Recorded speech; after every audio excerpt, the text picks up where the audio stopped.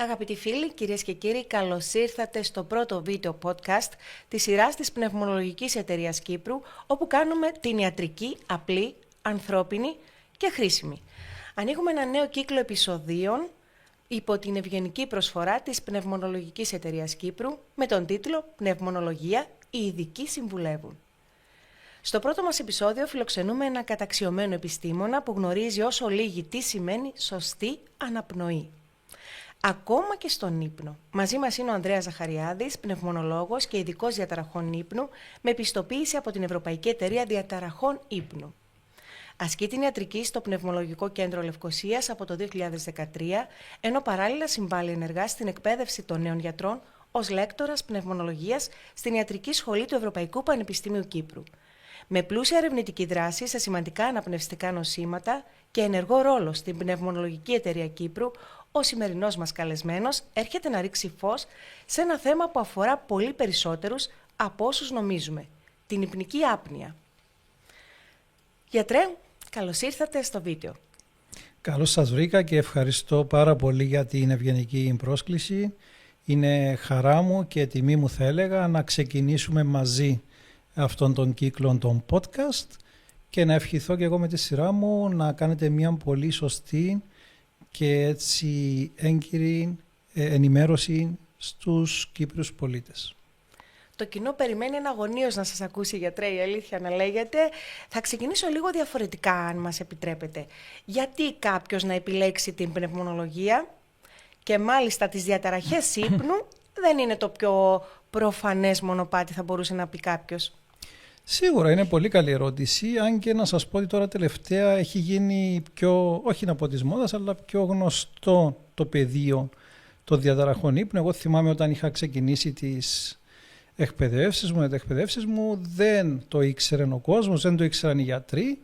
Πλέον νομίζω έχει γίνει πιο γνωστό το πεδίο. Θεωρώ ότι πρέπει κάτι να σου αρέσει για να ασχοληθείς, δεν είναι κριτήριο κάτι άλλο. Δεν μπορεί ένας γιατρός που δεν του αρέσει η χειρουργική να πάει να γίνει με το ζόρι, ας πούμε, χειρουργός.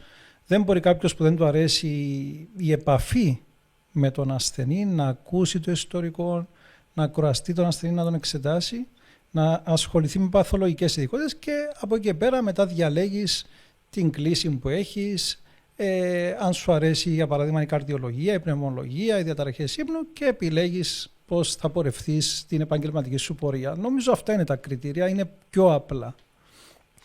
Άρα είστε ο άνθρωπος που ασχολείται με το τι κάνουμε όταν δεν έχουμε ιδέα τι κάνουμε, γιατρέ. Ναι, περίπου το 1/3 της ζωής μας ισχύει αυτό που λέτε, δεν έχουμε ιδέα τι κάνουμε, είναι πολύς χρόνος. Άμα το σκεφτούμε δηλαδή πόσες ώρες περνάμε εγκυμόμενοι, πράγμα που το διαφημίζουν και εταιρείες που ασχολούνται με προϊόντα ύπνου προφανώς, ότι το 1/3 της ζωής το περνάμε, ας πούμε, εγκυμισμένοι.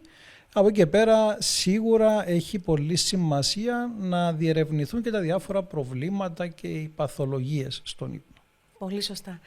Λοιπόν, θέλω να αρχίσουμε έτσι λίγο με το ροχαλιτό, το οποίο το γνωρίζουμε όλοι. Έχει τύχει να έχουμε φίλους, έχει τύχει να έχουμε σύντροφο ενδεχομένως, γονείς, εμείς οι ίδιοι. Είναι αθώο ή πρέπει να μας ανησυχήσει και να κοιμόμαστε με το ένα μάτι ανοιχτό στο τέλος της μέρας? Ναι, με το ένα μάτι ανοιχτό μπορεί να κοιμόμαστε για άλλους λόγους, γιατί ενοχλούμε προφανώς τους δίπλα μας και αυτοί μας αναγκάζουν να είμαστε ξύπνοι. Είναι πολύ συχνό στην Κύπρο άτομα να φεύγουν από το δωμάτιο, να πάνε να κοιμούνται σε άλλους χώρους, να υπάρχουν συζυγικές, ας πούμε, έτσι, διενέξεις, να το πω ευγενικά.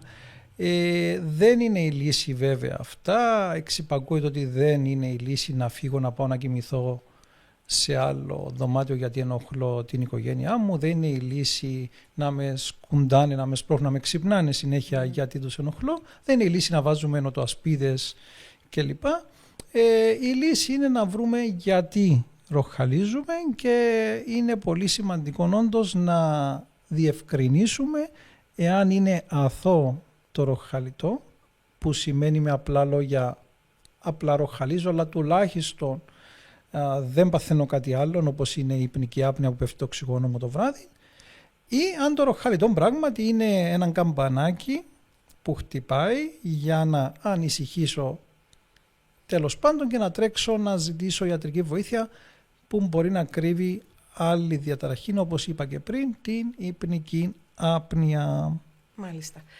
Πείτε μας την αλήθεια τώρα. Πόσοι άνθρωποι νομίζουν ότι κοιμούνται τέλεια, αλλά στην πραγματικότητα δεν αναπνέουν σωστά, γιατρέ? Δεν ξέρω αν έχουμε καθόλου και αριθμούς τι ακριβώς συμβαίνει. Ναι, είναι απλό το νούμερο και εύκολο θα έλεγα να απαντηθεί αυτόν από ιατρικές έρευνες που έχουν γίνει διεθνώς. Ξέρουμε ότι 9 στους 10, 90% των ατόμων που έχουν πρόβλημα με υπνική άπνοια δεν το γνωρίζουν. Είναι η λεγόμενη υποδιάγνωση, ονομάζεται στην ιατρική. Υπάρχει και το αντίστροφο, επιτρέψτε μου να πω, που το βλέπουμε κυρίως σε παθολογικές καταστάσεις όπως είναι η αϊπνία, άλλη παθολογική κατάσταση, που πολύ συχνά εκεί υπερεκτιμάται το πρόβλημα. Τι εννοώ? Έρχεται ο άλλος, κυρίως η κυρία, και σου λέει, ξέρεις γιατρέ, έχω να κοιμηθώ 7 βράδια, δεν κλείνω μάτι. Το βάζεις, τον ελέγχεις και βεβαίως και δεν γίνεται αυτό, δεν μπορεί να υπάρξει αυτό, δεν είναι, να το πω έτσι, ανθρωπίνος δυνατόν να πηγαίνω συνέχεια και να μην κλείνω μάτι συνεχόμενες μέρες, αλλά τι γίνεται, έχω την αίσθηση ότι δεν κοιμάμαι γιατί ο ύπνος μου δεν είναι καλός ποιοτικά, δεν μπαίνω σε βαθύ ύπνο. Άρα λοιπόν εδώ υπάρχει το αντίστροφο, δηλαδή νιώθουν ότι δεν κοιμούνται καλά, ενώ κοιμούνται. Ενώ στην υπνική άπνοια νομίζουν ότι είναι όλα καλά, είναι το ανάποδο, ενώ δεν είναι. Επομένως εξαρτάται πάντοτε από τι ψάχνουμε. Χρειαζόμαστε και οι δύο δηλαδή, έτσι να μας δείτε. Και εμείς που έχουμε αϊπνίες και εμείς που έχουμε υπνική άπνοια. Εξαιρετικά. Τώρα, αν κάποιος σταματάει να αναπνέει στον ύπνο του, πόσο επικίνδυνο είναι αυτό και γιατί δεν το παίρνουμε στα σοβαρά? Οι πλήστοι ενδεχομένως να θεωρούν ότι εντάξει, δεν έγινε κάτι, ήταν νεροχαλιτό και είχα φάει βαριά το βράδυ. Το έχω ακούσει αυτό από πάρα πολλούς να το λένε. Και στο τέλος της μέρας έχουν πάρει μια διάγνωση που λέει ότι είχαν υπνική άπνοια. Ενώ θεωρούσαν ότι είχαν φάει και τέλος πάντων είναι καπνιστές. Σωστό. Και το συσχετίζουν. Θεωρώ ότι επειδή στην Κύπρο ζούμε και για τους Κύπρους θα μιλήσουμε, η αίσθηση που έχω αποκομίσει όλα αυτά τα χρόνια που ασχολούμαι με αυτό το αντικείμενο είναι ότι ο πιο πολλής κόσμος και ειδικά οι άντρες, επέτρεψε μου Άννα Μαρία να πω, δεν θέλουμε να έρθουμε να πω έτσι να ανοίγουμε φασαρίες, να το πω. Δηλαδή δεν θέλουν να το ψάξουν, φοβούνται, ναι. Δεν είναι τόσο αδιαφορία, όσοι είναι περισσότερο φόβος ότι έλα μωρέ, θα πάω τώρα να μου κάνει τεστ, να μου βρει τι θα μου βρει, θα αρχίσει θεραπείες, καλά είμαι έτσι. Νομίζω αυτό είναι το κύριο. Στις γυναίκες αυτό που έχω αντιληφθεί είναι πολύ διαφορετικά τα πράγματα και δεν είναι κυπριακό νομίζω φαινόμενο, δηλαδή η κυρία θα έρθει γιατί τα ψάχνει. Ναι. Δεν τα αφήνει τόσο, να το πούμε, στο έλεος του Θεού, να είναι στην τύχη, να πει δεν βαριέσαι και καλά είμαι. Θα το ψάξει. Ο άντρας ασθενής και ειδικά ο Κύπριος έχει αυτή τη φιλοσοφία ότι μα αφού είμαι καλά, τι να πάω και με πιέζουν και από το σπίτι, είναι ενοχλώ και τώρα και να περάσουμε και ας το παρακάτω και να δούμε και μπορώ να κόψω και το τσιγάρο, να χάσω και 1-2 κιλά και έλα να δούμε και το παρατείνει. Τι γίνεται, πόσο επικίνδυνο είναι. Βεβαίως και είναι επικίνδυνο, νομένου ότι αν έχει το πρόβλημα της υπνικής άπνοιας, γιατί αυτό σημαίνει με απλά λόγια ότι το βράδυ όλους αυτούς τους μήνες που το παρατείνει και το αναβάλει, θα μένει με χαμηλά οξυγόνα, θα ανεβαίνουν οι παλμοί όταν κοιμάται, θα στρεσάρεται η καρδία, θα ανεβάζει πίεση, δεν θα είναι ξεκούραστος και δεν είναι μία, δεν είναι τη δεύτερη, δεν είναι την τρίτη νύχτα, δεν είναι μετά από 1 μήνα, δεν είναι μετά από 1 χρόνο, κάποτε θα συμβεί κάτι κακό και ξέρουμε τι μπορεί να συμβεί, τι επιπλοκές μπορεί να πάθει κάποιος, άρα θέλει προσοχή. Η αλήθεια είναι το πρώτο που θα πάθει σίγουρα είναι ότι θα πάρει διαζύγιο, γιατρέ. Προφανώς. Θα τον χωρίσει σύντροφος. Δεν υπάρχει περίπτωση ο σύντροφος. Πόσο να αντέξει το ροχαλιτό πια. Ναι. Λοιπόν, το δεύτερο όμως, και θέλω να σταθούμε πάνω σε αυτό, εξηγήστε μας λίγο τι εννοούμε όταν λέμε υπνική άπνοια. Ναι, η υπνική άπνοια είναι μια κατάσταση. Απλά λόγια για να καταλάβουν. Βεβαίως, ένας άνθρωπος όταν κοιμάται, κανονικά δεν πρέπει την ώρα που κοιμάται να διακόπτεται η αναπνοή του. Δεν πρέπει. Έστω ότι το παθαίνει αυτό Και πάλι λέμε, εάν το παθαίνει μέχρι το πολύ 5 φορές την ώρα, είμαστε εντάξει, δεν υπάρχει πρόβλημα. Εάν διακόπτεται η αναπνοή μου και το παθαίνω πιο πολλές φορές από 5 φορές την ώρα, τότε λέμε ότι υπάρχει το σύνδρομο υπνικής άπνοιας, που με απλά λόγια και πάλι, όταν διακόπτει η αναπνοή μου τουλάχιστον έκαστη φορά 10 δευτερόλεπτα και πέφτουν τα οξυγόνα μου και είτε παθαίνω μια μικροαφύπνιση, δηλαδή με ξυπνάει λίγο ο εγκέφαλος μου και δεν το καταλαβαίνω εκείνη τη στιγμή, είτε πέφτει το οξυγόνο μου. Αυτό λοιπόν, αν γίνεται πάνω από 5 φορές την ώρα, λέμε ότι υπάρχει το σύνδρομο υπνικής άπνοιας και το σταδιοποιούμε. Δηλαδή, λέμε, αν το παθαίνω από 5 μέχρι 15 φορές, πάσχω από το ήπιο σύνδρομο άπνοιας. Εάν το παθαίνω 15 με 30 φορές, που είναι πιο σοβαρό, πάσχω από το μέτριας βαρύτητας. Και αν είμαι στην κατηγορία 30+, δηλαδή πιο πολλές φορές από 30, λέμε ότι το σύνδρομο υπνικής άπνοιας που έχω είναι σοβαρής μορφής. Καλά, τώρα υπάρχει άνθρωπος ο οποίος μπορεί να έχει διακοπεί πάνω από 30 φορές στη διάρκεια της βραδιάς, δεν ξυπνάμε με πονοκέφαλο, δεν νηστάζει όλη μέρα, ναι. Δεν το αντιλαμβάνεται. Και πάλι να το πούμε, δυστυχώς στην ιατρική δεν είναι τα πράγματα πάλι άσπρο-μαύρο, πιο δύσκολη δουλειά και για μας τους γιατρούς. Περίπου ένα στατιστικό να σας δώσω, ότι οι μισοί άνθρωποι που έχουν άπνοιες και σοβαρές μάλιστα, 50%, δεν θα καταλάβουν τίποτα. Αυτό δεν είναι καλό, γιατί δεν θα τους χτυπήσει το καμπανάκι να πάνε στο γιατρό, άρα δεν έχουν κάποιον άτομο να τους προτρέψει, να τους πει, ξέρεις, το και το παθαίνεις τώρα που κοιμάσαι, μπορεί και να μην το καταλάβουν ποτέ. Το 50% εξού και η υποδιάγνωση που είπα προηγουμένως. Ναι. Αλλά στη βαρύτητα του συνδρόμου, εγώ μπορώ να σας πω ότι έχω ασθενείς που είναι πάρα πολύ σοβαρά. Μπορεί να παθαίνουν και 110 και 115 φορές την ώρα. Αν κάνει κάποιος τα μαθηματικά, σημαίνει ότι κάθε λεπτό αυτοί οι άνθρωποι σταματάνε 2 φορές. Δηλαδή τι κάνουν? Απλά αναπνέουν, σταματάνε να αναπνέουν, σταματάνε να αναπνέουν μέσα σε ένα λεπτό. 2 φορές. Όσο που προλαβαίνει δηλαδή να πάρει πίσω αναπνοή, να γεμίσει οξυγόνο και μετά ξαναπαθαίνει άπνοια. Συνέχεια όλο το βράδυ. Αντιλαμβάνεστε λοιπόν ότι αυτός ο άνθρωπος είναι σε μεγάλο κίνδυνο όσον αφορά την κατάσταση υγείας του και πρέπει οπωσδήποτε να δράσει άμεσα. Μάλιστα.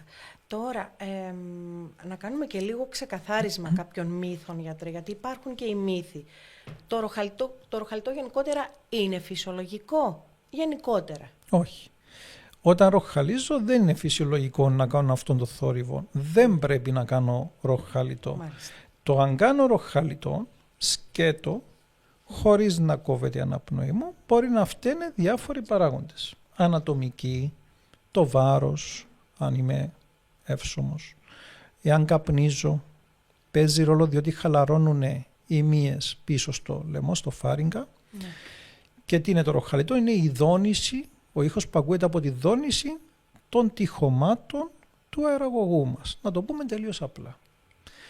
Εάν λοιπόν καπνίζω, εάν πίνω αλκοόλ, αν έχω λίγα κιλάκια περισσότερα, αυτό που είπαμε και προηγουμένως, βγήκα στην ταβέρνα εδώ στην Κύπρο και έφαγα και έσπασα. Λοιπόν, εκείνο το βράδυ μπορεί να ροχαλίσω. Δεν είναι φυσιολογική κατάσταση, αλλά να το διαχωρίσουμε από τον άνθρωπο ο οποίος τυπικά ροχαλίζει πάνω από 3 φορές την εβδομάδα, άσχετα αν έχει πιει το βράδυ, άσχετα αν βγήκε στην ταβέρνα, αυτός σχεδόν κάθε βράδυ ροχαλίζει και εκεί είναι που πρέπει να ανησυχήσω. Μήπως το ροχαλιτό, είπαμε, είναι κομματάκι της άπνοιας.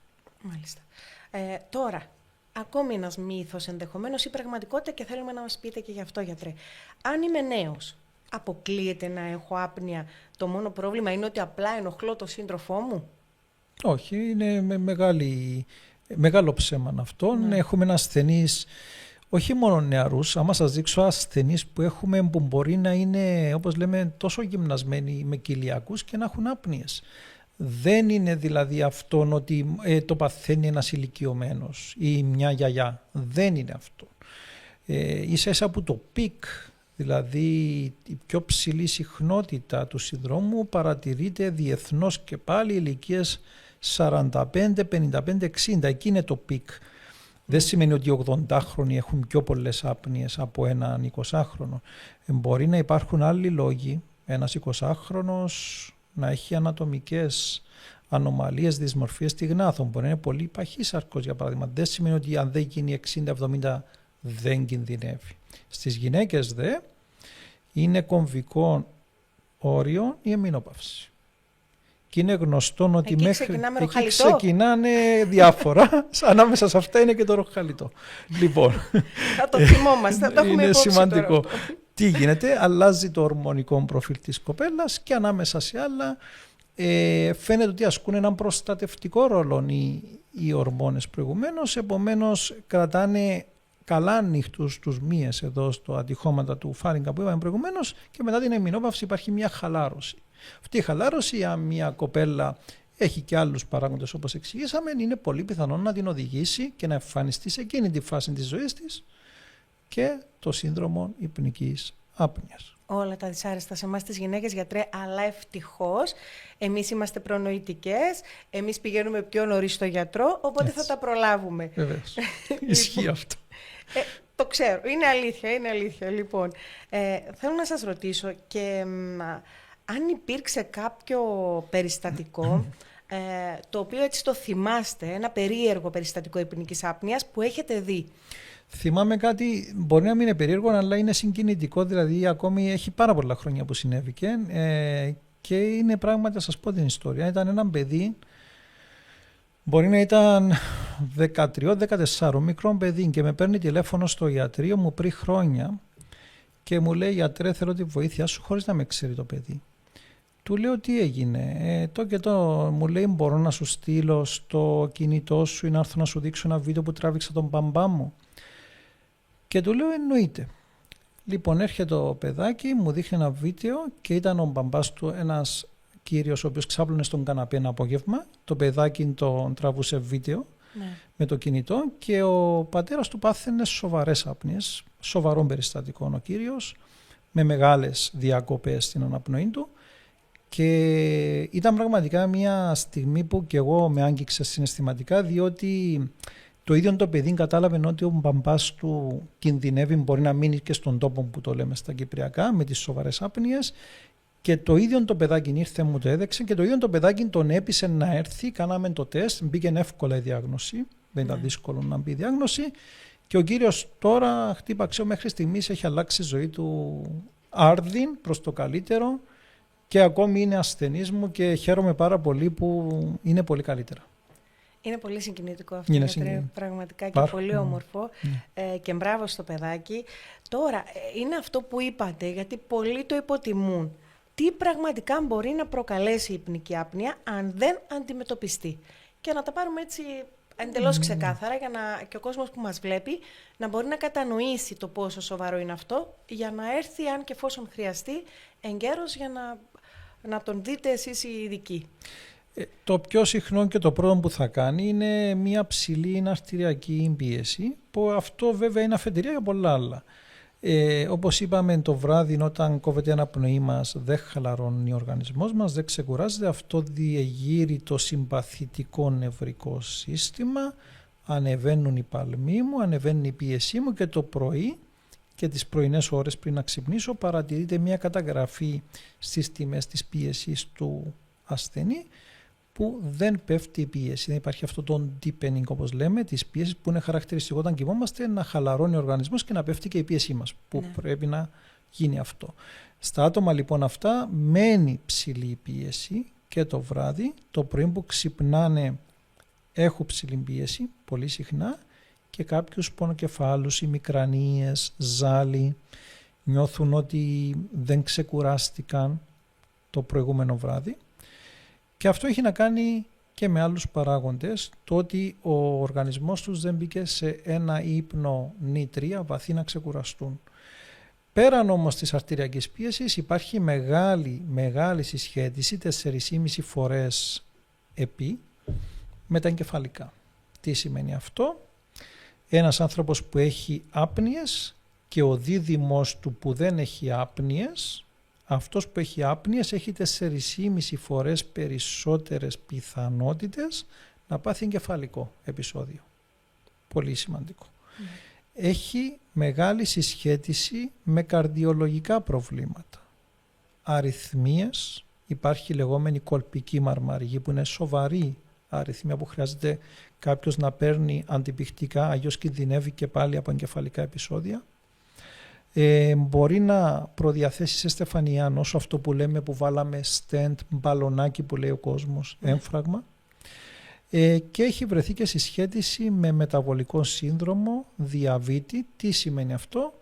Προσπαθώ να χάσω βάρος και δεν χάνω, μα πήγα στη διατροφολόγο, μα κάνω τι μου λέει, δεν παίρνει μπρος ο μεταβολισμός μου. Γιατί μπορεί να φταίει η υπνική άπνοια. Και πέρασε από όλα αυτά, επειδή είμαι και συνέχεια κουρασμένος, κλείνομαι στον εαυτό μου, δεν έχω όρεξη, δεν έχω ενέργεια να βγω ρε παιδί μου έξω. Τι γίνεται μετά? Αρχίζει και μία κατάθλιψη, μία απομόνωση. Μπορεί να με πιάνει και λίγο το άγχος και η αϊπνία το βράδυ που τα παθαίνω όλα αυτά και να φοβάμαι να πάω να κοιμηθώ. Όπως είπαμε πριν, δημιουργούνται και άλλα προβλήματα μέσα στο ζευγάρι. Όλα αυτά λοιπόν δεν σημαίνει ότι κάποιος θα τα πάθει όλα. Δεν σημαίνει ότι κάποιος σώνει και καλά θα πάθει κάτι από αυτά, αλλά ξέρουμε στατιστικά ότι έχει τον κίνδυνο να πάθει είτε ένα είτε συνδυασμούς αυτών που σας προανέφερα. Μάλιστα. Και γιατρέ, με δεδομένο ότι επηρεάζεται και η ψυχολογία του ατόμου ο οποίος υποφέρει από υπνική άπνοια, δεν είναι λογικό και στην διάρκεια της ημέρας, πέραν της κούρασης και όλων αυτό, να έχει και νεύρα ή και κακή διάθεση και να μην μπορεί να συγκεντρωθεί στο τέλος της μέρας, ούτε στην εργασία του? Ναι. Χαρακτηριστικά να σας πω με τους ασθενείς μου πάλι που έρχονται, ας πούμε, τους θυμάμαι, είναι πολύ χαρακτηριστικοί πώς έρχονται στο πρώτο ραντεβού. Βλέπεις άτομα τα οποία μπορεί να είναι ενοχελικά, να είναι νοθρά, όπως τους μιλάς, να κλείνουν τα μάτια, να νηστάζουν. Πολλές φορές αναφέρεται από το περιβάλλον επεισόδια ότι είναι πολύ οξύθυμοι. Νευριάζουν με το παραμικρόν, έχουν πολλά νεύρα. Και το πώς τους βλέπεις μετά το δεύτερο, τρίτο ραντεβού που έχεις βάλει διάγνωση, έχεις βάλει θεραπεία και έρχονται και αλλάζει πραγματικά αυτό που σας λέω, αλλάζει η όψη του ανθρώπου, το πρόσωπο. Βλέπεις καλύτερο χρώμα στο πρόσωπο, βλέπεις έναν άνθρωπο πιο ξύπνιο, πιο ήρεμο, χωρίς τόση ένταση. Αυτά που σας λέω δηλαδή είναι πολύ συνηθισμένα, δεν είναι κάτι, είναι ο κανόνας να γίνεται αυτή η μεταμόρφωση προς το καλύτερο. Και βεβαίως υπάρχουν αυτά τα νεύρα και οι εκρήξεις θυμού, όχι σε όλους πάλι, αλλά είναι άνθρωποι που μπορεί να εκδηλωθούν με αυτόν τον τρόπο. Μάλιστα. Τώρα υπάρχει και σύνδεση ενδεχομένως λόγω της υπνηλίας και με τροχαία ατυχήματα. Ναι, είναι πολύ σημαντικό αυτό να το ξέρει ο κόσμος. Σε καταστάσεις που μπορεί κάποιος να οδηγά και κυρίως μονότονα, όπως είναι ο αυτοκινητόδρομος εδώ στην Κύπρο, μεγάλες ευθείες, εκεί που είναι μονότονη η οδήγηση, είναι εύκολο κάποιος που έχει υπνική άπνοια και δεν το ξέρει ή δεν παίρνει θεραπεία, να κλείσουν τα μάτια. Δεν χρειάζεται δυστυχώς μεγάλη διάρκεια, ακόμη και ελάχιστα δευτερόλεπτα να χάσουμε την προσοχή μας όταν κινούμαστε με μεγάλες ταχύτητες, δυστυχώς μπορεί να αποβεί μοιραίων είτε για μας είτε και για κάποιον συνάνθρωπο μας που δεν φταίει. Επομένως, το ότι δεν κοιμάται καλά και νηστάζει θέλει πολύ προσοχή να μην γίνει κάποιο ατύχημα. Ωραία, επειδή δεν θέλουμε να πάθουμε τίποτα από αυτά, γιατρέ, ούτε εμείς ούτε οι δικοί μας άνθρωποι, είμαι σίγουρη ότι τώρα όσοι σας ακούνε θα θέλουν να το ψάξουν και να το τρέξουν. Πάμε κατευθείαν τώρα στην διάγνωση, πώς γίνεται, αν είναι κάτι τρομακτικό, να το πούμε σε εισαγωγικά, αν είναι κάτι δύσκολο ή αν είναι κάτι απλό για μας, οι οποίοι θέλουμε να εξεταστούμε, αλλά φοβόμαστε και λίγο εσάς τους γιατρούς, φοβόμαστε και λίγο τα νοσοκομεία και θέλουμε έτσι να το ακούσουμε για να πιστούμε να έρθουμε ένα βήμα παρακάτω. Καταρχήν να πούμε ότι πρόκειται για εξετάσεις ιατρικές που δεν έχουν κάποιο ρίσκο. Δηλαδή δεν έχει να κάνει ούτε με ακτινοβολία, ούτε πονάμε όταν κάνουμε αυτά τα τεστ. ουσιαστικά το τεστ που κάνουμε λέγεται μελέτη ύπνου.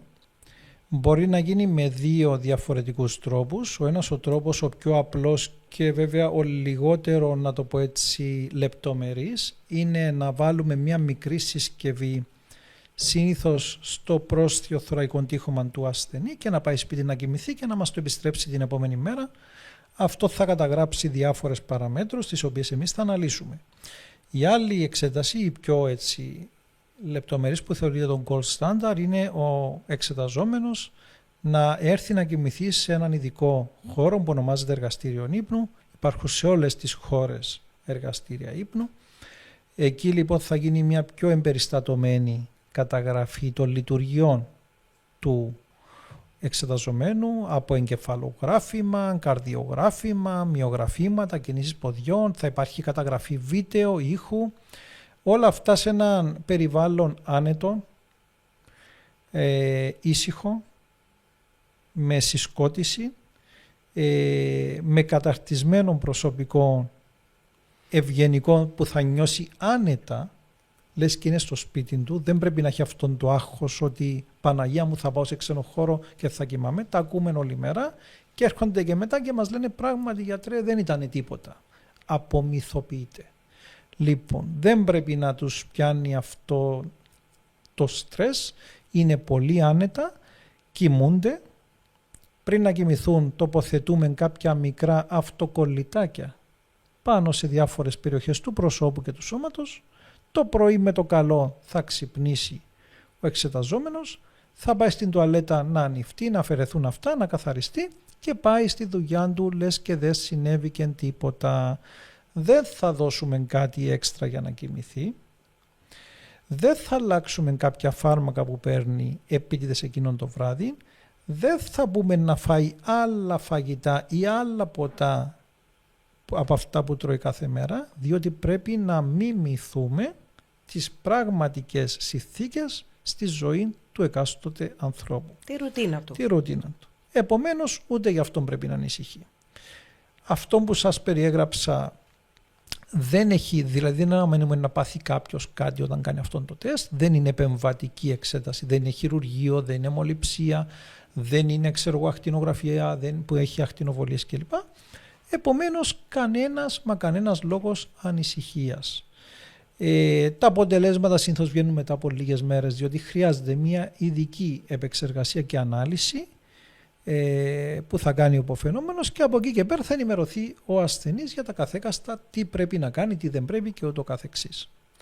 Η πιο εύκολη εξέταση είναι αυτή, γιατρέ, η πιο αγαπημένη. Τελείως. Να έρθουμε να κοιμηθούμε και να ξέρουμε τι έγινε την επόμενη μέρα. Ναι. Ούτε καν στον οδοντίατρο δεν περνάμε. Και χαριτολογώντας, να πούμε και κάτι έτσι χιουμοριστικό, είναι και άτομα, να μην τα παίρνουμε όλα ότι όλοι το αποφεύγουν, είναι και μια κατηγορία ανθρώπων οι οποίοι πράγματι επιδιώκει αυτό που λέμε να έρθει έστω ένα βράδυ να κοιμηθεί στο εργαστήριο, για διάφορους λόγους, οπότε δεν είναι όλοι έτσι επιφυλακτικοί. Να το πούμε και αυτό. Είναι καλό το στρώμα και έχω αντιληφθεί και το μαξιλάρι, όλα άνετα. Κοιτάξτε, παίρνουμε όλα τα μέτρα για να κάνουμε τον ασθενή να νιώσει άνετα. Να σας πω και παραδείγματα που έχουν τύχει, δηλαδή και με πιο νεαρά κορίτσια και αγόρια που μπορεί να ζητήσαν να φέρουν μαζί τους μέχρι και το αρκουδάκι, το μαξιλάρι τους. Δηλαδή, ο σκοπός είναι να βοηθήσεις τον ή την εξεταζόμενη να νιώσει οικία για να πετύχεις και εσύ το αποτέλεσμα που θες να πετύχεις. Τώρα να πούμε και το άλλο, αν έρθει κάποιος και είναι τόση πολύ η ένταση και το άγχος του και που λέει κουβέντα δεν κλείσει μάτι. Ναι. Θα μου πείτε πόσο συχνά θα γίνει αυτό. Στατιστικά να σας πω περίπου 2 με 3%. Μπορεί να τύχει. Ναι. Είναι χαμηλό το ποσοστό, γιατί ακριβώς γίνονται όλες οι προεργασίες από πριν. Παρόλα αυτά και αυτός που θα νιώσει έτσι δύσκολα, εκεί θα τον επανελέξουμε, είτε θα ξαναέρθει εκεί, είτε έστω θα κάνουμε και το τεστ το πιο μικρό που θα είναι στο σπίτι του και ας μην πάρουμε όλη την λεπτομερή εξέταση, αλλά ακόμη και αυτόν δεν πρέπει να το φοβάται κάποιος, δηλαδή να ξέρουν ότι όταν θα έρθουν η δουλειά μας είναι να βγάλουμε ένα αποτέλεσμα με οποιοδήποτε τρόπο χρειαστεί και θα το βγάλουμε. Είμαι σίγουρη γι' αυτό. Λοιπόν, τώρα ήρθαμε, χαλαρώσαμε, φέραμε και το αρκουδάκι μας, κοιμηθήκαμε, πήρατε τα αποτελέσματα. Τι γίνεται από εκεί και πέρα? Υπάρχει πλήρης αποθεραπεία ή απλά υπάρχει ένας έλεγχος της υπνικής άπνοιας του συνδρόμου? Ναι. Είναι πάρα πολύ καλή αυτή η ερώτηση, ομολογώ, διότι και νεαροί θα με ρωτήσουν και σήμερα, ενημέρωνα διάφορους, ξέρεις, πρέπει να βάλουμε συσκευή, μάσκα κλπ. Και είναι φόρος ζωής, γιατρέ, αυτό δηλαδή με θεραπεύει, είναι κάτι. Λοιπόν, εξαρτάται, πάλι η απάντηση δεν είναι απλή. Εξαρτάται από πολλούς παράγοντες. Να το πω έτσι χοντρά να το καταλάβουμε. Αν εγώ είμαι πολύ έτσι υπέρβαρος, παχύσαρκος, μπορεί να χρειαστεί να βάλω τη θεραπεία, για παράδειγμα να βάλω αυτή τη συσκευή που λέμε τη ΣΥΠΑ, μια μασκούλα όταν το κοιμάμαι. Είναι μια μορφή θεραπείας αυτή η μάσκα. Μάλιστα, και ναι. να τη χρησιμοποιήσω την όποια μορφή θεραπείας, έστω και προσωρινά. Ένα παράδειγμα. Είναι ο αθλητής που σας είπα προηγουμένως με τους κοιλιακούς, ναι. ο γυμνασμένος, που το πρόβλημα του είναι ανατομικό. Μπορεί να είναι πιο πίσω η κάτω γνάθος. Υπάρχει μια μακρογλωσσία. Εκεί λοιπόν, ναι, μπορούμε να βάλουμε τη μορφή θεραπείας με τη μηχανή, μπορούμε όμως να προτείνουμε, εάν και ο ίδιος το επιθυμεί, και κάποια παρέμβαση πιο επεμβατική, δηλαδή μια επέμβαση. Και πάλι θα το ελέγξουμε, δηλαδή δεν σημαίνει ότι θα κάνει την επέμβαση και είναι εγγυημένο ότι θα λυθεί το πρόβλημα, αλλά τι γίνεται? Προσπαθούμε να εντοπίσουμε στον κάθε άνθρωπο την πηγή του κακού. Γιατί το έχει πάθει. Από εκεί και πέρα εξατομικεύουμε τις θεραπευτικές μας επιλογές. Είναι και άτομα που έχουν 2-3 παράγοντες. Δηλαδή μπορεί να είναι καπνιστής, να πίνει κιόλας το βράδυ, να έχει και λίγο βάρος περισσότερο, να έχει και λίγες υπερτροφικές αμυγδαλές. Αντιλαμβάνεστε ότι με το να κόψει π.χ. μόνο το κάπνισμα αυτός ο άνθρωπος, πιθανότατα δεν θα λυθεί το πρόβλημα. Άρα η απάντηση δεν είναι one size fits all. Πρέπει ο κάθε ένας να είναι εξατομικευμένα, όπως και σε όλα στην ιατρική. Άρα οι λύσεις είναι διάφορες ανάλογα με το πόσο κρίσιμο είναι αυτό το πρόβλημα και πόσο εύκολα μπορεί να αντιμετωπιστεί. Βεβαίως. Θα ρωτήσω και κάτι άλλο. Ένας άνθρωπος τι μπορεί να αλλάξει από σήμερα κιόλας για να βελτιώσει τον ύπνο του? Ναι. Να πάρουμε και λίγα tips. Να πάρουμε και λίγα tips. Εάν ο ύπνος μου δεν είναι καλός, π.χ. φταίει για παράδειγμα το ότι δεν έχω σταθερό ωράριο ύπνου και εγρήγορσης. Είναι πολύ βασικό, είναι από τα πιο βασικά αυτά. Δηλαδή, εάν κοιμάμαι την μία νύχτα η ώρα 10, την άλλη η ώρα 12, την άλλη η ώρα 11, τα Σαββατοκυριακά η ώρα 3, τα ξημερώματα.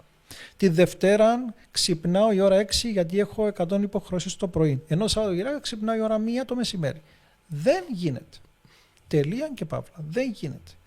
Εάν έχω πρόβλημα στον ύπνο μου, οφείλω να είναι όλα σταθερά. Εάν δεν έχω πρόβλημα στον ύπνο μου, γίνεται. Να το διευκρινίσουμε αυτό. Δηλαδή, αν δεν είμαι επηρεασμένος, δεν υπάρχει πρόβλημα. Αλλά εάν έχω πρόβλημα στον ύπνο, ένα από τα πιο βασικά που κάνω είναι οι σταθερές ώρες.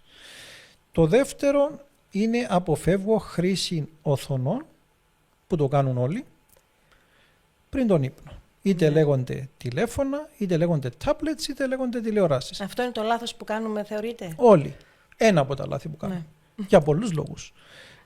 Ο κύριος λόγος στα θέματα ύπνου είναι ότι εκπέμπουν μπλε ακτινοβολία. Η μπλε ακτινοβολία θα γίνει απορρόφηση από τα μάτια μας στον εγκέφαλο και καταστέλλεται μία ορμόνη, μία ουσία που λέγεται μελατονίνη. Επομένως δεν αφήνει να παραχθεί αυτή η ουσία όταν βλέπω μπροστά μου την οθόνη. Άρα αν δεν παραχθεί αυτή η ουσία δεν μπορώ να κοιμηθώ. Επομένως μου προκαλούν αϊπνία. Όλα αυτά είναι πολύ συχνά να γίνονται. Από εκεί πέρα πρέπει το δωμάτιο μου, το ύπνο δωμάτιο μου να είναι ένας χώρος, να το πούμε έτσι, ήσυχος, σκοτεινός, να μην έχει, αν γίνεται, πολύ φασαρία, να μην τρώω αργά το βράδυ, όπως είπαμε και πριν, πάω στην ταβέρνα, έφαγα εκεί μέχρι 11.30 το βράδυ και πήγα 12 παρατέταρτον και ξάπλωσα και περιμένω να κοιμηθώ τελείως καλά. Χρειάζεται μια λογική. Λέμε εμείς που ασχολούμαστε με αυτά τα θέματα να αφήνουμε τουλάχιστον 3 ώρες μεταξύ του δείπνου και της κατάκλησης. Το ιδανικό. Δηλαδή θα ξαπλώσω για παράδειγμα η ώρα 11 να φάω μέχρι τις 8. Τσιγάρο, κάπνισμα, vape, ηλεκτρονικά, όλα αυτά, ναργιλέδες. Αυτά επιτείνουν το ροχαλιτόν. μας προκαλούν μία διέγερση. Άσχετα ότι νομίζουμε ότι μας χαλαρώνουν για άλλο λόγο. Αυτά δεν είναι σωστά να γίνονται, ειδικά και πριν τον ύπνο. Αλκοόλ, ακόμη χειρότερα. Να πιω ένα ποτηράκι κρασί για να χαλαρώσω, να φύγουν τα προβλήματα, να πιω και απόψε ένα ποτηράκι κρασί. Τι γίνεται, ξυπνάς το βράδυ, πας τουαλέτα, δεν μπαίνεις σε βαθύ ύπνο, μπαίνεις σε πολύ ήπια στάδια ύπνου, δεν ξεκουράζεσαι, αφυδατώνεσαι και νομίζεις και εσύ ότι σε χαλάρωσε κιόλας. Λοιπόν, γενικές γραμμές θα έλεγα ότι πρέπει να ακολουθούμε μια σωστή, όπως τη λέμε, υγιεινή ύπνο. Όλα αυτά που σας είπα μπαίνουν κάτω από μια ομπρέλα που λέγεται υγιεινή ύπνο, και ένα tip να δώσουμε είναι ότι αν κάποιος πάσχει και από αϊπνία και προσπαθεί να πάει πιο νωρίς στο κρεβάτι, είναι πολύ λάθος αυτό. Πάει στο κρεβάτι μόνο όταν είναι τα μάτια του έτοιμα να κλείσουν, να τον πάρει ο ύπνος, όσον και χρειαστεί. Ο πιο πολλής κόσμος κάνει το αντίθετο. Τι κάνει? Λέω να πάω από η ώρα 8-9, αφού θα φάω 2-3 ώρες που θα φάω, κοιμηθώ στις 12-1. Μεγάλο λάθος, δεν το ξέρει ο κόσμος αυτό. Πρέπει να πάει π.χ. 12 παρά. Εάν ξυπνήσεις μες το βράδυ και δεν σε παίρνει ο ύπνος και περάσανε 10-15 λεπτά, τι κάνουμε τότε? Ήδη έχεις φύγει από το κρεβάτι. Είναι λάθος να γυρνάς, είναι λάθος να πάρεις κινητό, είναι λάθος να αρχίσει το μυαλό να τρέχει και να αρχίσω να σκέφτομαι ότι αύριο πρέπει να ξυπνήσω πρωί, έχω αυτά τα 10 πράγματα να κάνω και σήμερα ο άλλος μου είπε έτσι και οι άλλοι μου είπαν αυτό και γιατί έγινε και γιατί έτσι. Πράγματα που σας το λέω γίνονται κατά κόρον. Τα κάνουμε συνέχεια αυτά. Βεβαίως. Άρα αυτό μπορεί να μην είναι εύκολο να πετύχεις, όμως υπάρχουν οι τεχνικές. Μπορεί κάτι που σε απασχολεί να είναι καλύτερο να το καταγράψεις κάτω. Όλα αυτά βοηθούν για να αποφορτιστεί ψυχολογικά ένας άνθρωπος. Μην ξεχνάτε ότι ζούμε σε πολύ δύσκολες εποχές. Έτσι. Πέραν των πολέμων, ενώ και τοπικά με τα οικονομικά προβλήματα που έχει ο κόσμος κλπ. Και είναι καλό κάποιος να προσπαθήσει να βοηθήσει τον εαυτό του, γιατί δεν μπορεί τέλος πάντων μόνος του, που θα ήταν το ιδανικό, να ζητήσει και μια βοήθεια. Πάρα πολύ ωραία. Και εμείς, αν ο σύντροφός μας, για παράδειγμα, ή ένας δικός μας άνθρωπος έχει αυτές τις αϊπνίες ή τα ροχαλιτά, να τον πιέσουμε, όπως έκανε το παιδάκι μαζί με εσάς. Ναι. Λοιπόν, γιατρέ μου, τώρα να ρωτήσω και τελικά τι είναι το πιο επικίνδυνο με σε αυτά που μας είπατε, η αϊπνία ή η κακή ποιότητα ύπνου? Ναι. Είναι όλα κακά. Χωρίς να θέλουμε να αγχώσουμε τον κόσμο, η αϊπνία, η χρόνια αϊπνία έχει βρεθεί ότι και αυτή θα μας προδιαθέσει σε υψηλές τιμές αρτηριακής πίεσης. Υπάρχουν και μελέτες που μπορεί να τις συνδέσουν ακόμη και με καρκινογένεση, αλλά αυτά να μην τα λέμε να φοβάται ο κόσμος, δεν είναι τόσο τεκμηριωμένα. Θέλω να πω ότι τι γίνεται, ένας ο οποίος πάσχει από αϊπνία, στη μεγάλη πλειοψηφία των ανθρώπων το υπερδιογκώνει. Τι σημαίνει? Θεωρεί ότι το πρόβλημα του είναι πολύ χειρότερο από αυτό που είναι και περισσότερο δίνει έμφαση, περισσότερο το σκέφτεται, περισσότερο ασχολείται, βρίσκει αυτούς τους λαθασμένους τρόπους να το αντιρροπήσει και μπαίνει σε έναν φαύλο κύκλο και δεν βγαίνει από μέσα.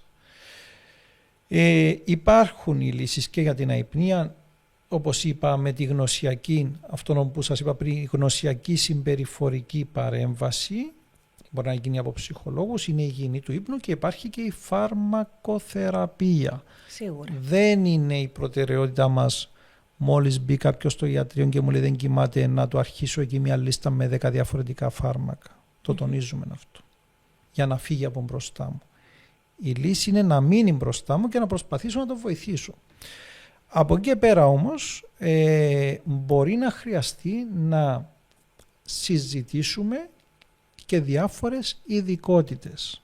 Ναι. Μπορεί να χρειαστεί να ζητήσουμε βοήθεια από κάποιους συναδέλφους, ψυχίατρους, νευρολόγους, ψυχολόγους.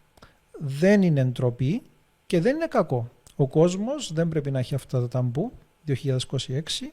Σας το λέω γιατί τα έχει. Και ο σκοπός είναι να λύσει το πρόβλημά του. Αυτός είναι ο σκοπός. Δεν τον ενδιαφέρει το κόστος. Δηλαδή δεν θα πρέπει να σκεφτεί, μα εγώ τώρα και θα το γράψει ο άλλος μέσα στο γεσίο ότι πήγα σε ψυχίατρο και θα το δει ο άλλος ο γιατρός που είναι συγγενής μου, ο ξάδερφος, και θα το δει. Γίνονται. Δεν γίνονται. Όλη μέρα γίνονται αυτά που σας λέω. Παλαιομοδίτικα πράγματα. Αλλήμωνο. Παλαιομοδίτικα. Φυσικά. Χρειάζεται μια σύγχρονη, μοντέρνα ιατρική προσέγγιση και ο κόσμος να αφήνεται στα χέρια ανθρώπων που θέλουν να τον βοηθήσουν και που κατέχουν. Γιατί να το πούμε ότι πρέπει να πηγαίνει και σε σωστούς παρόχους υγείας. Έτσι. Πάρα πολύ σωστά, πάρα πολύ σωστά. Και επειδή αναφερθήκατε προηγουμένως στο κρασάκι, το οποίο το είχαμε και για καλό ότι θα πάμε για ύπνο μετά από ένα ποτήρι, θα ρωτήσω υποχρεωτικά και για τα άλλα τώρα. Καφές ή τσάι, γιατρέ? Κοιτάξτε, και τα δύο επηρεάζουν. Ο καφές θα έλεγα χειρότερα. Αφήστε μας μια επιλογή. Έστω ένα αντικάφ, αλλά κανονικά ο καφές μετά το απόγευμα στους πιο πολλούς ανθρώπους δεν πρέπει να γίνεται κατανάλωση. Βέβαια, επειδή υπάρχει ο αντίλογος, έχω και φίλους, όχι μόνο ασθενείς, και φίλους που μπορεί να πίνουν καφέ μέχρι το βράδυ και να πάει να κοιμηθεί και δεν καταλαβαίνει Χριστό. Δεν είναι όλα τα ίδια, αλλά στη μεγάλη μάζα του κόσμου ο καφές επηρεάζει μία ουσία, να μην τα μπλέξουν πολύ, την αδενοσίνη, η οποία επηρεάζει τα θέματα ύπνου και μου προκαλεί αϊπνία και πάλι. Άρα το ίδιο και το τσάι, καλό να αποφεύγετε. Το ίδιο και τα energy drinks. Το ίδιο και τα cola drinks. Μάλιστα. Έτσι. Ξεκάθαρο, πολύ ξεκάθαρο. Τώρα, πέστε μας και λίγο πόσες ώρες είναι ο ιδανικός αριθμός για να κοιμάται κάποιος. Ναι. Αν μιλάμε για έναν άνθρωπο ενήλικα, 7 με 8 ώρες θεωρείται το πιο έτσι αποδεκτό.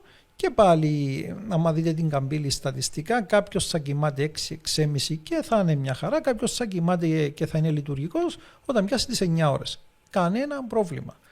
Εκεί αρχίζουν τα προβλήματα, όταν κάποιος κοιμάται π.χ. πιο λίγο και έχει κακή ποιότητα μες την ημέρα, κοιμάται πιο πολύ. Είναι υπερυπνίες, όπως λέμε, υπερυπνίες που μπορεί να κοιμάται και 12 και 13 και 14 ώρες και ξυπνάει και είναι χάγια. Και λες, μα καλά, αυτός ο άνθρωπος κοιμάται όλη μέρα και είναι χάγια, και είναι χάγια.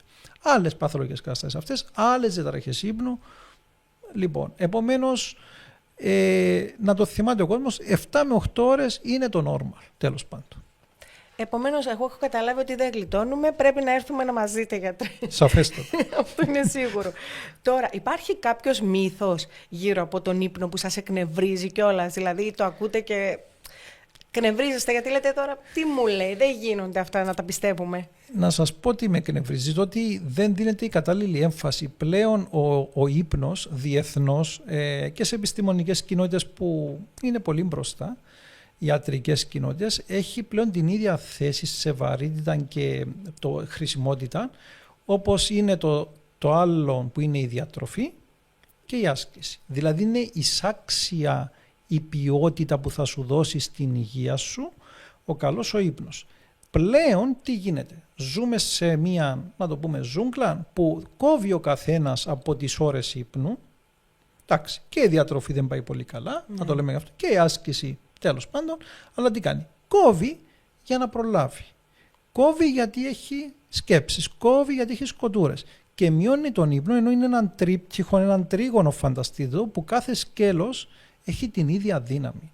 Αυτό πρέπει πλέον να το καταλάβουν όχι μόνο οι ασθενείς, αλλά και όλοι οι εμπλεκόμενοι στον τομέα της υγείας. Λοιπόν, θέλω να πάω και λίγο στο ρόλο της Πνευμονολογικής Εταιρείας Κύπρου. Ποιος είναι αυτός ο ρόλος στην ενημέρωση του κοινού για θέματα υγείας όπως αυτά που συζητάμε σήμερα? Ναι. Είναι πολύ σημαντικός πράγματι, διότι γίνεται μια προσπάθεια να ενημερώνεται το κοινό, να ξεδιαλύνουμε κάποιες έτσι ερωτήσεις, αμφιβολίες που είχε ο κόσμος. Γίνεται μια διαφώτιση μέσω διαφόρων δελτίων τύπου και με διάφορες καμπάνιες που τρέχουμε. Και σίγουρα ο ρόλος του σύγχρονου πνευμονολόγου είναι να προλάβει, αυτή είναι η μοντέρνα ιατρική, να προλάβει τους ασθενείς από τα χειρότερα. Δεν είναι η σύγχρονη ιατρική πλέον και η πνευμονολογία, πόσο μάλλον να έρθει ο άλλος π.χ. με καρκίνο του πνεύμονα και να του πεις, ξέρεις κύριε τάδε, σου βρήκα καρκίνο και είμαι καλός γιατρός. Ο καλός γιατρός ποιος είναι? Αυτός που θα πασχίσει, θα προσπαθήσει να πείσει τον άνθρωπο αυτόν να μην γίνει ασθενής. Τι εννοώ?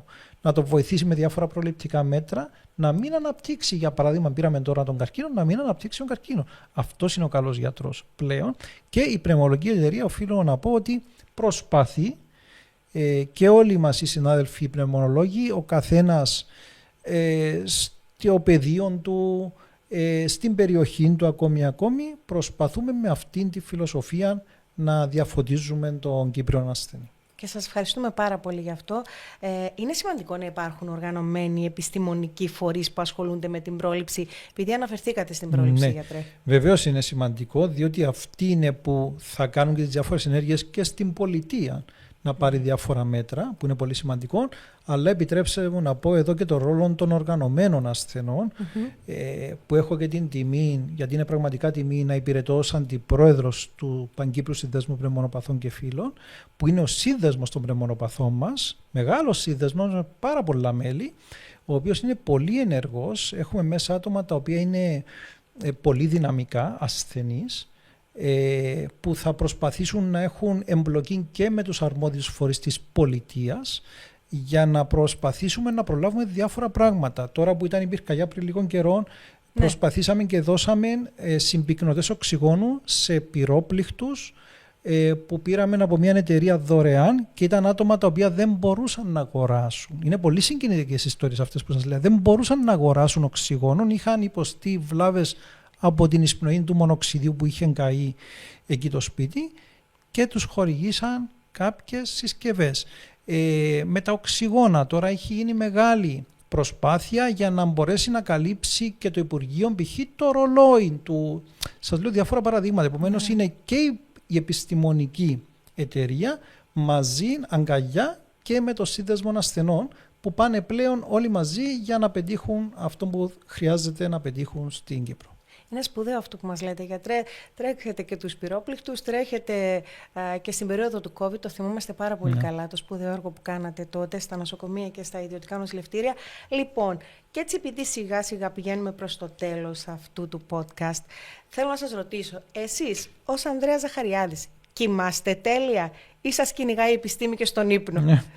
Χτύπα ξύλο, πραγματικά δεν έχω ευτυχώς δηλαδή διαπιστώσει κάποιο πρόβλημα με τον ύπνο. Ούτε σας το ανέφερε κάποιος? Όχι, εντάξει, μπορεί κάποιες φορές να έχεις να κάνεις πολλά πράγματα και λοιπά, να είσαι απασχολημένος, είναι απόλυτα φυσιολογικό και αυτό πρέπει να ξέρει ο κόσμος ότι π.χ. παιδιά έχουν εξετάσεις. Δεν πρέπει να τους πιάσει το άγχος. Δώσαν τις εξετάσεις, μετά τελείωσαν αυτό, θα κοιμηθούν. Δεν πρέπει να το μεγαλοποιούν. Είναι πολύ σημαντικό αυτό. Να μην δίνουν περισσότερη έμφαση, έστω και να τύχει κάτι μια περίοδο της ζωής τους που να είναι πιεσμένοι, να το αφήνουν να φεύγει. Νομίζω ότι με κατάλληλη ενημέρωση μπορούμε να πάμε πολύ καλύτερα μπροστά. Τώρα, τι είναι το πρώτο πράγμα που λέτε σε έναν ασθενή, στον οποίο έχετε διαγνώσει υπνική άπνοια? Το πρώτο πράγμα που θα το πω είναι ότι καταρχήν ναι μεν υπάρχουν αυτά τα εντός εισαγωγικών κακά νέα, υπάρχουν όμως πολλά καλά νέα, τα οποία είναι αντιμετώπιση. Δεν πρέπει να τον πάρει από κάτω ψυχολογικά, δεν πρέπει να κλειστεί, να νιώσει άμυνα, να φύγει και να μην ξαναέρθει από την άποψη ότι αφήστε με και δεν μπαίνω εγώ σε αυτή τη διαδικασία. Πρέπει τον ασθενή να είναι πάντα με το μέρος σου. Στην ίδια πλευρά στεκόμαστε οι γιατροί με τους ασθενείς. Επομένως, το μέλημα μου είναι και να του εξηγήσω το πρόβλημα υγείας, να του εξηγήσω ανάλογα με το ποιον άνθρωπο έχω μπροστά μου το τι μπορεί να του προκαλέσει. Ναι. Διαφορετικά μιλάς σε έναν άνθρωπο ο οποίος έχει έναν επίπεδο μόρφωσης Α, διαφορετικά σε έναν που έχει επίπεδο μόρφωσης Β. Και από εκεί πέρα να προσπαθήσεις το κύριο σου καθήκον και το λειτουργήμα ενός γιατρού είναι να προσπαθείς να το βοηθήσεις τον άνθρωπο να ξεπεράσει το πρόβλημα του. Λοιπόν, και επειδή οπότε έχουμε αντιληφθεί, αν αισθανθούμε, αν θεωρήσουμε, αν γνωρίζουμε, αν μας είπαν ότι έχουμε κάποιο από αυτά τα συμπτώματα, μιλάμε με τον προσωπικό γιατρό κατευθείαν και τον ενημερώνουμε για να μας καθοδηγήσει για ένα ειδικό πνευμονολόγο όπως εσάς, γιατρέ. Και εσείς τώρα, με 3 λέξεις, 3 πράγματα που μπορούμε να κάνουμε σήμερα για καλύτερο ύπνο και αναπνοή. Θα το κάνω από σήμερα, εγώ θα σας ακούσω για να έχω καλύτερο ύπνο το βράδυ. Σίγουρα. Μακριά από οτιδήποτε έχει να κάνει σε σχέση με κάπνισμα. Άσκηση, η οποία θα με βοηθήσει να έχω και σωστή φόρμα στο σώμα μου, να μην πάρω αυξημένο βάρος, και διατροφή. Όταν τα κάνω αυτά, θα οδηγηθούμε πολύ καλά. Αυτά που σας λέω βοηθάνε και σε θέματα άσθηματος και σε θέμα βροχίτιδα. Ακόμη και ο καρκίνος έχει βρεθεί ότι μπορεί και από τη διατροφή να επηρεάζεται. Επομένως, είναι βασικές 3 έτσι πράξεις μπορεί να κάνουμε με απλά από τώρα να το βοηθήσουμε τον οργανισμό μας. Γιατρέ, σε ευχαριστούμε θερμά για αυτή τη συνέντευξη. Καλά, και εγώ ευχαριστώ. Ήταν χαρά και τιμή μας πραγματικά. Και κάπως έτσι, αγαπητοί φίλοι, φτάσαμε στο τέλος του πρώτου μας επεισοδίου και αν υπάρχει ένα πράγμα που κρατάμε είναι ότι ο καλός ύπνος δεν είναι πολυτέλεια, το ακούσατε κι εσείς, είναι ανάγκη και όταν το βράδυ που κοιμόμαστε η αναπνοή μας μπλοκάρει για κάποιον λόγο, το σώμα μας βρίσκει τρόπους να μας το πει, αρκεί να το ακούσουμε. Ευχαριστούμε θερμά βεβαίως και πάλι τον γιατρό Ανδρέα Ζαχαριάδη για τις πολύτιμες πληροφορίες και τη συμμετοχή του, αλλά και την Πνευμονολογική Εταιρεία Κύπρου για τη σημαντική της προσφορά και ενημέρωση στο κοινό, κυρίως για την πρόληψη. Αν σας άρεσε το επεισόδιο, μείνετε μαζί μας και στα επόμενα επεισόδια, γιατί η υγεία ξεκινά από την ανάσα.